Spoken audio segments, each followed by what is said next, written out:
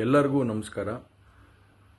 ಮೊದಲನೇದಾಗಿ ನನ್ನ ತಂದೆ ತಾಯಿಗೆ, ತಾತಂಗೆ ಹಾಗೂ ನನ್ನ ಕುಮಾರನಿಗೆ ಮತ್ತು ನಾಡಿನ ಜನತೆಗೆ ಹಾಗೂ ಎಲ್ಲ ನನ್ನ ಕಾರ್ಯಕರ್ತರಿಗೆ ಕ್ಷಮಾಪಣೆ ಕೇಳ್ತಾ, ನಾನು ಫಾರಿನಲ್ಲಿ ಎಲ್ಲಿದ್ದೀನಿ ಅಂತ ಸರಿಯಾಗಿ ಮಾಹಿತಿ ಕೊಡದೇ ಇರೋದಕ್ಕೆ ಇವತ್ತು ಮಾಹಿತಿ ಕೊಡೋದಕ್ಕೆ ಬಂದಿದ್ದೀನಿ.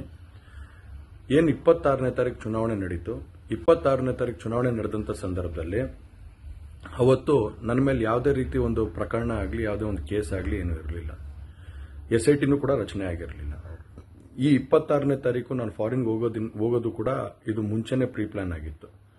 ಹಾಗಾಗಿ ನಾನು ಫಾರಿನ್ಗೆ ಹೊರಟಾದ ಮೇಲೆ 3-4 ದಿನದ ನಂತರ ನಾನು ಯೂಟ್ಯೂಬ್ ನೋಡುವಂಥ ಸಂದರ್ಭದಲ್ಲಿ, ನ್ಯೂಸ್ ಚಾನೆಲ್ ನೋಡುವಂಥ ಸಂದರ್ಭದಲ್ಲಿ ನನಗೆ ಈ ಮಾಹಿತಿ ದೊರಕುವಂಥ ಕೆಲಸ ಆಯಿತು.